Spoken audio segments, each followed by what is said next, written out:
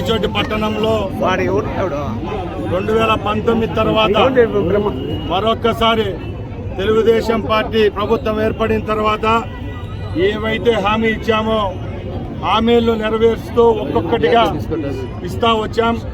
దానిలో మూలంగానే ఈరోజు రాయచోటి పట్టణంలో అన్నా క్యాంటీన్ను ప్రారంభించడం జరిగింది. ఇది చాలా గర్వకారణం. ఎందుకంటే కొన్ని ప్రభుత్వాలు పేదవాని కడుపు నిండా అన్నం పెట్టే పథకాలను దూరం చేస్తే మరికొన్ని ప్రభుత్వాలు పేదవాని కడుపు కోసమే పేదవాడు లేనిదే ఈ భారతదేశం లేదు, ఈ రాష్ట్రం లేదంటూ మా ప్రభుత్వం రుజువు చేసింది. చంద్రబాబు నాయుడు గారు ముఖ్యమంత్రి అయిన తర్వాత అన్నా క్యాంటీన్లు ఏవైతే మరొక్కసారి పునర్ప్రారంభిస్తామని చెప్పాం, అదే మాట కట్టుబడి రాష్ట్రంలో ప్రారంభిస్తూ ఉన్నాం. ఈరోజు రాయచోటి పట్టణానికి కూడా వచ్చేసిందంటే అందరూ గుర్తుపెట్టుకోవాలి. ఎవరైతే పేదల పక్షపాతి, ఎవరైతే పేదవానికి పని చేస్తాడో, పేదవాని కడుపు కోసం అహర్నిశలు కృషి చేస్తాడో అదే మా ప్రభుత్వం అని తెలియజేసుకుంటూ ఈరోజు రాయచోటి పట్టణంలో ప్రారంభించడం జరిగింది.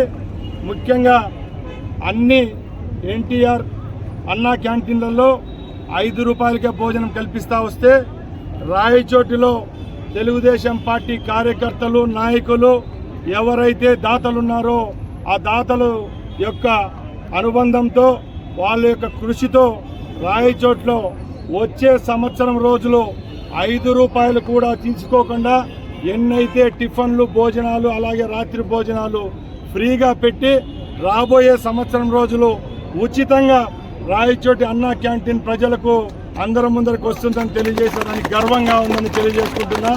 ఎందుకంటే అన్ని జిల్లా హెడ్ క్వార్టర్లు, నియోజకవర్గ హెడ్ క్వార్టర్లలో 5 రూపాయలు తీసుకుంటూ వస్తుంది ప్రభుత్వం.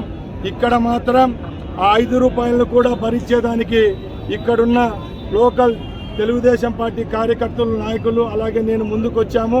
తప్పకుండా ఈ సంవత్సరం రోజుల్లో ఎంత ఖర్చు అవుతుందో భోజనానికి అంత ఈ ఫౌండేషన్ కట్టేదానికి మేము ముందుకు వచ్చామని తెలియజేసుకుంటూ సెలవు తీసుకుంటున్నా. జై హింద్, జై తెలుగుదేశం.